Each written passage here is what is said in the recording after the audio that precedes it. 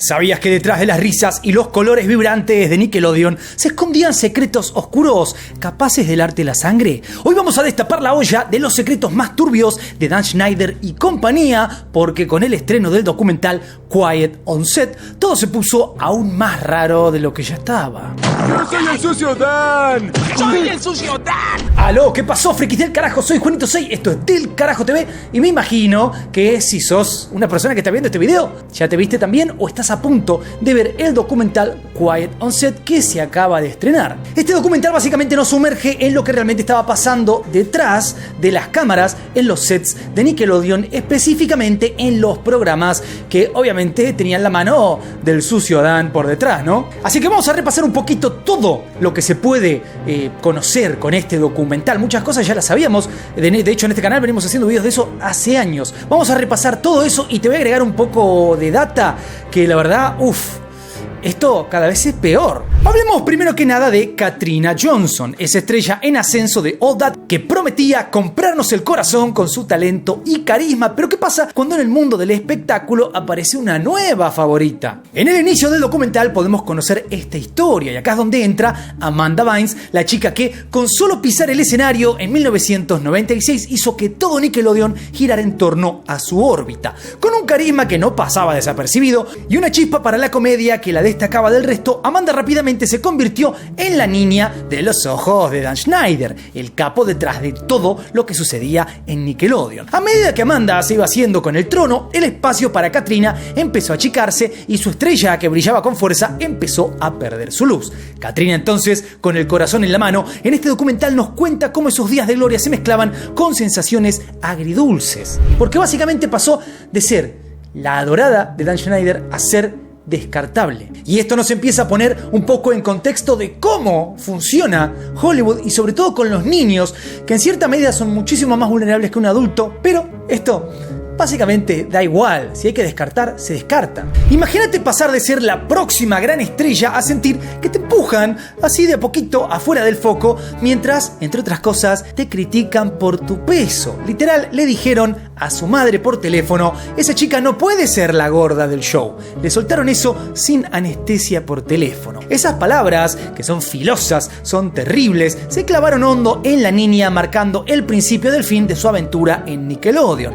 ¿Y qué decir cuando en realidad dejó de ser la gorda del show porque entró en la pubertad y dejó, como es obvio, de ser una niña para empezar a ser una mujer? Eso tampoco le interesaba a Dan Schneider. Así es que en 1997, con la partida de Katrina del show y la coronación de Amanda como la nueva princesa de Nickelodeon, se cerró un capítulo lleno de sueños, desencantos y sobre todo aprendizajes. Pero eso abrió todo un nuevo camino en Nickelodeon, un camino bastante horrible también por su lado. Y esa es una historia que ya hemos contado muchas veces, que terminó con Amanda Bynes en la peor de las situaciones en todo sentido, empezando por su salud mental.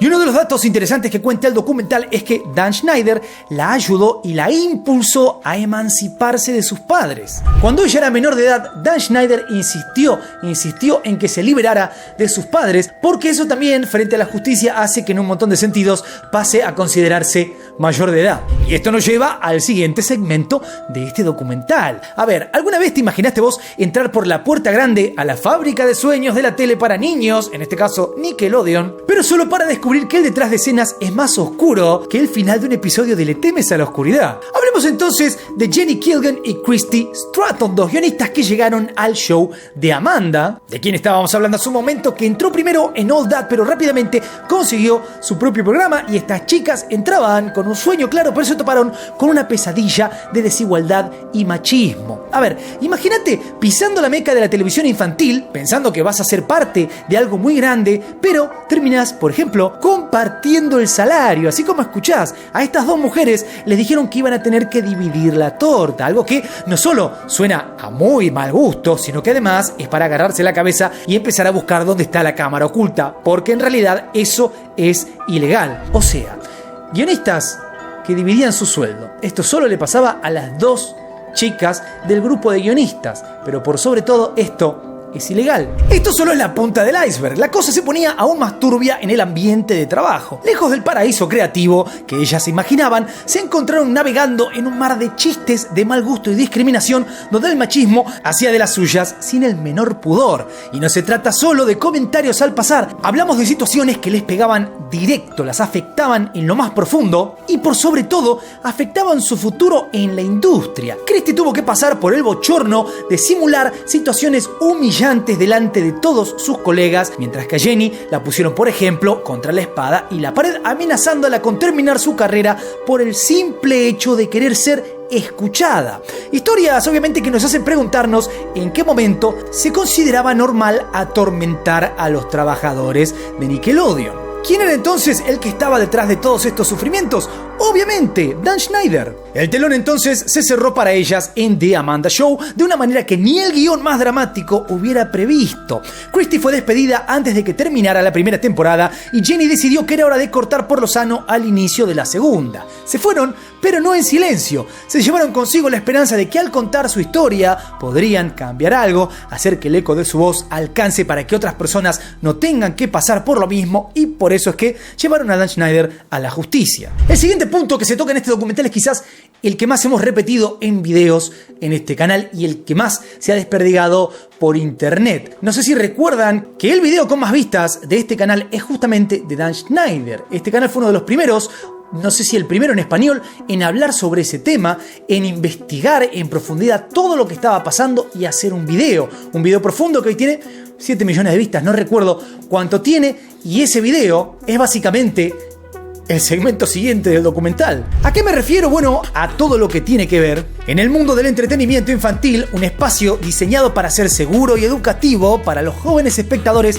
La controversia surgió en torno a las prácticas de una de las figuras más influyentes de justamente el entretenimiento infantil, Dan Schneider. ¿Qué series creó este hombre, por ejemplo, por si no tenés ni idea? Bueno, iCarly, Victorious, Zoey 101 y Drake y Josh. Estas producciones, que en su momento definieron una era en Nickelodeon y la vida de un montón de pibes, hoy enfrentan un escrutinio bastante picante por la forma en que ciertas escenas parecen haber cruzado los límites de lo apropiado para su audiencia. Algunas revelaciones recientes incluyen el tremendo testimonio de Janet McCurdy en su libro I'm Glad My Mom Died. Estas revelaciones ponen en relieve el abuso y los comportamientos inapropiados y alimentan este debate de si realmente estaba pasando algo raro o no. Según reportes, Schneider fue conocido por desafiar constantemente los límites de lo que se consideraba aceptable en la televisión infantil, introduciendo muchas insinuaciones sexuales y eligiendo vestuarios que de alguna forma presionaban a las chicas a ser un poquito más reveladoras. Oye, quería decirte, pero me daba vergüenza. Y debería darte. Lo sé,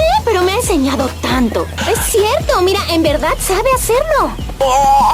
Actrices como Daniela Monet, que interpretó a Trina Vega en Victorious, expresaron su preocupación sobre el carácter no apropiado para su edad de algunas ropas y escenas, marcando como ciertos momentos de los programas podrían haber sido demasiado sexualizados. Monet recuerda una escena en particular donde la acción de comer un pepinillo mientras se aplicaba brillo labial le pareció excesivamente sugestiva, o una preocupación que, por más que se le comunicó a la gente de Nickelodeon, no impidió que la escena se emitiera. De hecho, había un personaje que era el hombre de los pepinillos que salía siempre en All That, y este era Brian Peck, un hombre del cual ya vamos a hablar en breve, que el chiste era que le daba pepinillos a mucha gente que terminaban comiéndolos de una forma básicamente sexual porque todos estaban desesperados por los pepinillos, una cosa rarísima.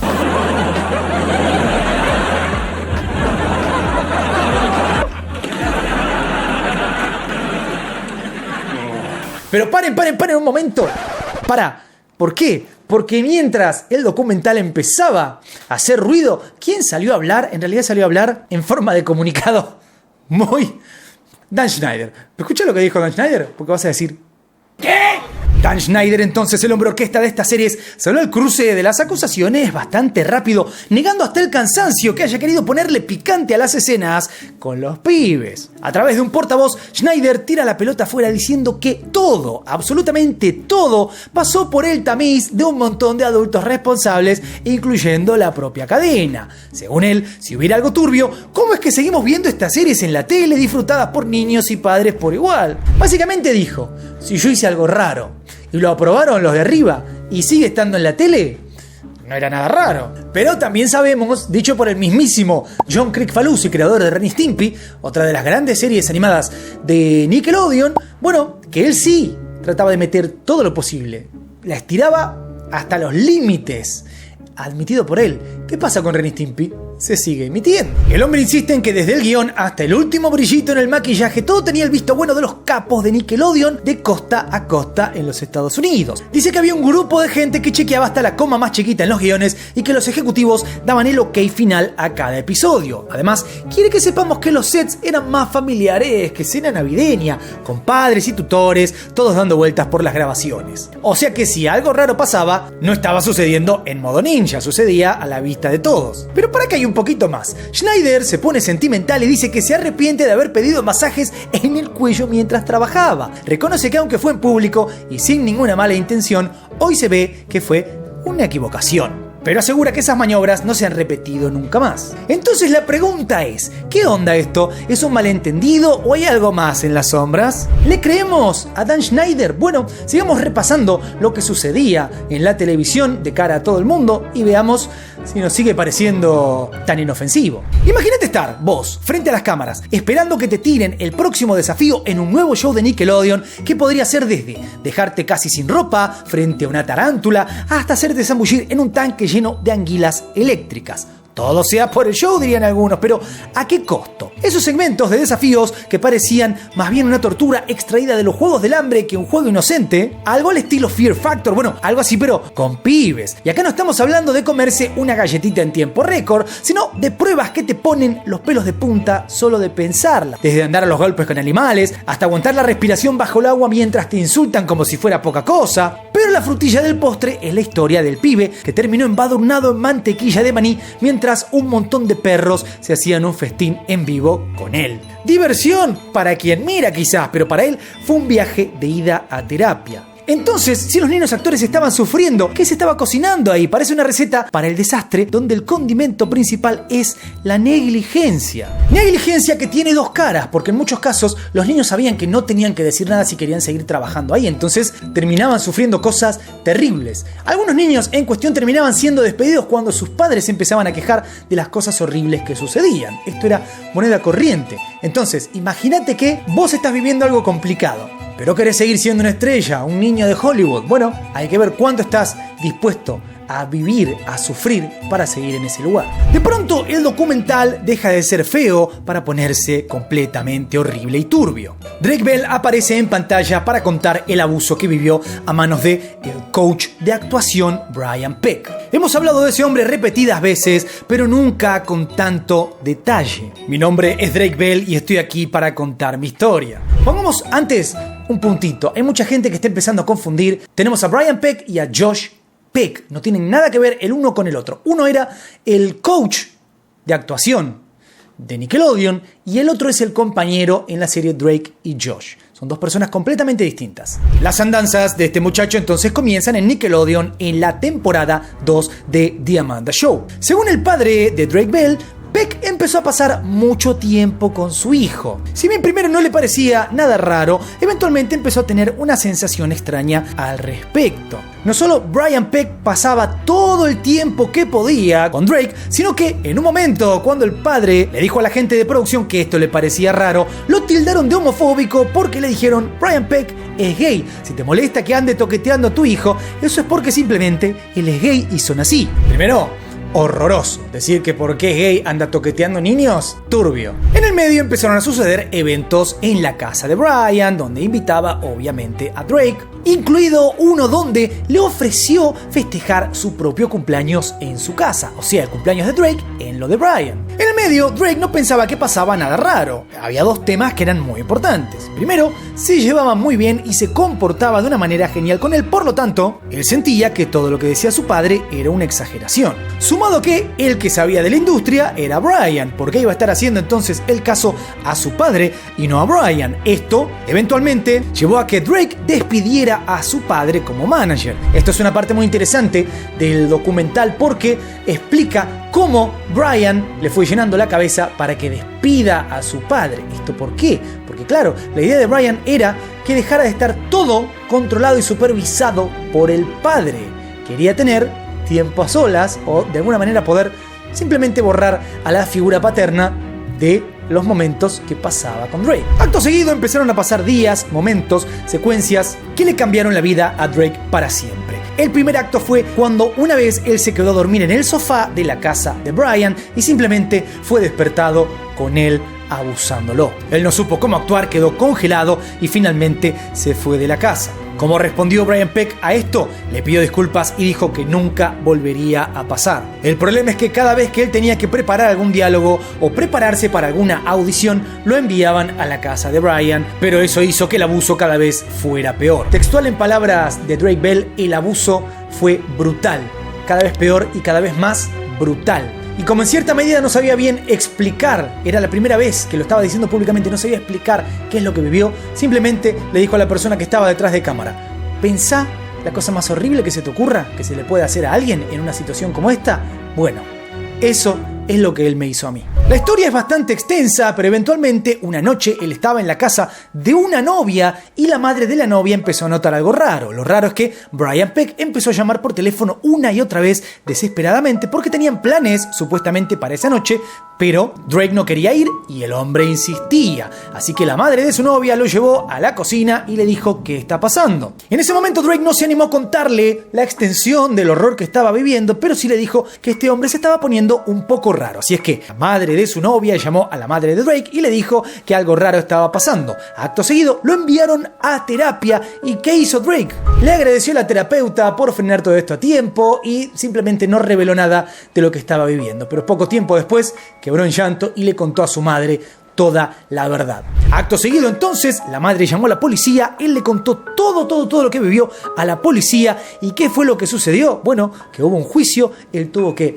repetir todo el sufrimiento a través de testimonios y esto terminó en que Brian Peck fue preso. Y acá es donde vino un plot twist espectacular, porque todos supimos siempre, o por lo menos desde que estamos hablando de todo esto, que Brian Peck fue preso por hacerle cosas horribles a un niño actor de 14, 15 años. Lo que nunca se supo es quién era ese niño actor. El niño actor que metió preso a Brian Peck era Drake Bell. A mí por lo menos cuando llegó ese momento me voló la cabeza, me explotó la cabeza porque no esperaba semejante revelación. Sí es verdad que cuando empezaron a hablar de las cuestiones legales dije, no va a ser que este era el que finalmente lo metió preso y del que tanto hemos hablado sin saber que era él, y era. Acto seguido, cuando sucedió esto, Dan Schneider llamó a Drake y terminaron charlando de una manera muy extraña porque Dan básicamente le dijo: contá conmigo para lo que sea, si necesitas cualquier cosa, vení a mí. En resumidas cuentas, lo que hizo fue pedirle que deje de hablar. Y aquí podría haber quedado todo, pero la polémica se intensificó en las últimas horas cuando Peck